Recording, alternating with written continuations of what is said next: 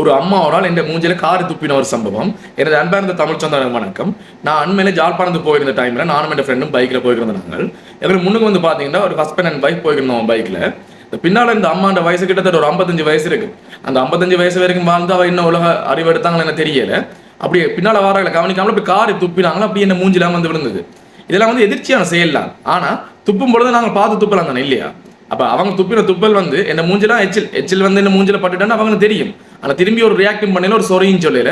நான் அப்படியே பைக்கை ஓவர்டேக் பண்ணி ஒரு சொன்ன அவங்க அம்மாவை கூப்பிட்டு, அம்மா நீங்கள் துப்பினது இந்த மோதலாம் பட்டேன்ட்டு உடனே அந்த ஹஸ்பண்ட் சொன்னார், சரி சரி விடுங்க விடுங்கன்னு சொன்னேன். ஒரு சொறை கூட சொல்லல.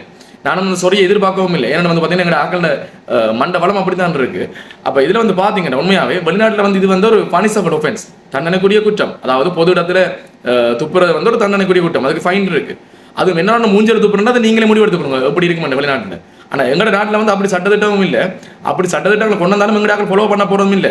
ஏன்னா அந்த அளவுக்கு ஃபாலோ பண்ற அளவுக்கு அறிவுக்கு உட்படைகிறதுக்கு இன்னும் பல்லாண்டு காலமாக எங்களோட மக்களுக்கு உண்மைக்காக தான். ஆனால் இதை நீங்க யோசிக்கணும். இது பைக்கில் போய்க்க வந்து பார்த்தீங்கன்னா இடப்பக்கம் நாங்கள் துப்பலாம். பின்னால் வாராக்களை பார்த்து துப்பத்தான் வேணுமெண்டா பின்னால் வாராக்கள டிஸ்டன்ஸை பார்த்து நாங்கள் துப்பிக்கொள்ளலாம். ஒரு ஆட்டோவில் வரனாலும் பரவாயில்ல. இதுவே வந்து பெரிய வாகனங்களை போய்க்க, இப்போ வேனாக இருக்கட்டும், ஒரு கெண்டரோ இல்லை டிப்பரில் போய்க்க, உங்களுக்கு தெரியும் இப்போ லாங் ட்ரிப் போகிற டிரைவர்ஸ் எல்லாம் என்ன செய்வாங்க, வெத்திர சப்பி கொண்டு போவாங்க நித்திர வரக்கூடாது. அப்படி துப்பேக்க பின்னால் வாராக்களை கண்டுக்கிறதே இல்லை. அப்படி சப்பி போட்டு அப்படியே மூஞ்செல்லாம் துப்புறது. உங்களுக்கு தெரியும் வந்து பார்த்தீங்கன்னா இப்போ நாங்கள் வந்து ஒரு ஆக்களை வந்து அநாகரிகமாக இப்படி செஞ்சாலும் கார் துப்புவாங்கன்னு சொல்லுவோம்.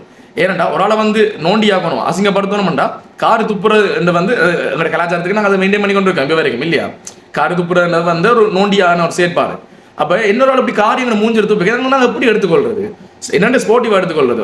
ஒன்று வந்து துப்பினாலும் பரவாயில்லன்னு பேசாமல் போகணும், இல்லை அதுல இருந்து அடிதடி சண்டைன்னு நிற்கணும். ஆனால் துப்புறதுக்கு சின்ன பிள்ளைகள் மாதிரி போய் சண்டை அடிச்சோன்னு நிற்கலாது. அப்போ இதில் முழு ரெஸ்பான்சிபிலிட்டி ஆர்ட்ட சம்பாவம் இந்த துப்புறவங்க தான்.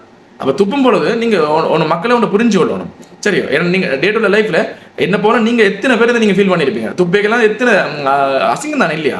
இப்போ உங்களுக்கு தெரியும் நல்லூரில் வந்து துப்புறதுக்கு வந்து தனி ஒரு செட்டப் குப்பை தொட்டி மாதிரி ஒன்று செஞ்சு வச்சிருப்பாங்க. ஒவ்வொரு திருவிழாலையும் அப்படி வச்சிருக்கிறவங்க. ஏன் துப்புறதுக்கு வந்து இப்படி ஒரு செட்டப் செஞ்சு வைக்கணும்? வெளிநாட்டை வந்து ஏன் துப்புற வந்து இப்படி ஒரு ஃபைன் போடக்கூடிய ஒரு குற்றமாக பார்க்கணும்? ஒன்று நீங்கள் புரிஞ்சுக்கணும். துப்பினா உங்களுக்கு தெரியும் டிசீஸ் பெறவும், நோய்கள் பெறவும்.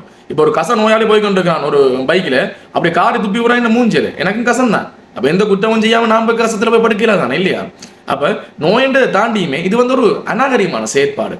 அப்போ மக்கள் நாங்கள்லாம் விழிப்பாக இருந்து கொள்ளணும். எப்பவுமே துப்பி இப்போ நாங்கள் பைக்கிலையோ இல்லை ஓட்டோவில் போகிறோம்டா நாங்கள் இடப்பக்கம் துப்பிக்கொள்ளலாம். இப்போ வாகனங்களை போய்க்கலாம் கண்டிப்பாக வெள்ளப்பக்கம் துப்ப வேண்டிய ஒரு சிச்சுவேஷன் ஒன்று வரும். அப்போ பைக்லையோ இல்லை ஓட்டோவில் போய்க்க ஸ்லோ பண்ணி லெஃப்ட் சைட் துப்புறான். பின்னால் வாராங்களோ 10-15 மீட்டர் கேப்பில் வாராங்கன்ற பட்சத்தில் அப்படி துப்பிக்கொள்ளலாம். துப்பத்தான் வேணுமெண்டா.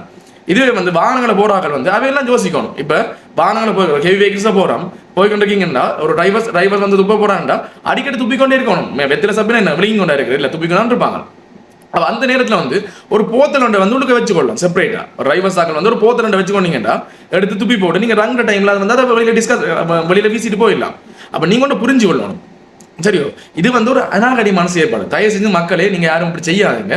ஏன்னா இது இன்னொரு ஆள் வந்து இப்போ நானும் வந்து இப்போ அடிக்கடி இதை ஃபேஸ் பண்ணி கொண்டு இருப்பேன். ஏன்னா 4 இடங்களில் வந்து பார்த்தீங்கன்னா ஒரே ஹெவி வெஹிக்கிள்ஸ் தான். நீங்கள் வந்து இப்போ நைட் டைம் நான் வெளியில் போய்க்கலாம் வந்து பார்த்தீங்கன்னா டிப்பர் பஸ்ஸுகள் போய்கொண்டே இருக்கும். அது நான் இருக்க சிங்கிள் ஆக்கள் இருக்கிற இடத்துல. அப்போ இதில் சிங்கிள் தமிழ் வித்தியாசத்தில் ஒன்றும் இல்லை, எல்லாருமே வெத்தில போடுறதா. நான் சிங்கிள் ஆக்கள் ஒப்பிட்ட அளவில் அதிகம் நான் பார்த்த வரைக்கும். எத்தனை பேரை நான் பைக் வாகனத்தை ஓவர்டேக் பண்ணி சொல்லிட்டு போயிருக்கேன், நீங்கள் துப்பினா என்ன மூஞ்சிரடான்னு. ஏன்னா இது வந்து ஒரு தனி மனிதன் யோசிக்க வேண்டிய விஷயம். இன்னொரு ஆளை வந்து நான் அநாகரிகமான ஒரு விஷயத்துக்கு உட்படுத்துறேன்னு வந்து அவங்க மைண்டில் எடுக்க வேண்டிய ஒரு முடிவு. அப்போ தயவு செஞ்சு மக்கள் இந்த இப்படி யாரும் விடாதீங்க. அப்படி யாரும் துப்பிட்டா அவங்க முகத்துலேண்டா பேசாமலும் இருக்காங்க. கண்டிப்பாக பைக்லேயே வாகனத்தை போறீங்கடா ஓவர்டேக் பண்ணி பேசிட்டேனாலும் போங்க, அல்லது சொல்லிட்டேனாலும் போங்க. தயவு செஞ்சு இப்படி செய்யாதீங்க ராக்கள் நின்று. இப்போ நாங்கள் பதிலுக்கு கேட்டு பார்த்தா என்ன நடக்கும்? இப்போ நீங்கள் துப்பிட்டீங்க, நான் துப்பிட்டு அவங்களோட மூஞ்சிலேருந்து கேட்டால் என்ன நடக்கும்? சண்டையில் போய் முடியும். அப்போ இது வந்து சண்டை அளவு கொண்டு போகிற பெரிய பிரச்சனையும் இல்லை. ஏன்னா வந்து பார்த்தீங்கன்னா இப்போ ரோட்டில் நாங்கள் போகிறோம், இப்போ நாய் வந்து கிளைக்குதாண்டா நாங்கள் இறங்கி நாய் கிளைக்கலுமா இல்லை, நம்மளோட வேலை முக்கியமாக நாங்கள் போவோம் தானே. அது மாதிரி தான் இப்படியான ஆக்கள் அறிவு வந்து நாய்க்கு சமம். அப்போ இவங்களை வந்து நாயை பார்த்துட்டு நாங்கள் பரிதாபப்பட்டு போயிடுவோம் நாங்கள். ரைட், இன்னொரு வீடியோ பதில் நான் உங்களுக்கு சந்திச்சு கேட்கிறேன். Until Tata bye bye, say from உங்கள் சரண் மகிமன்.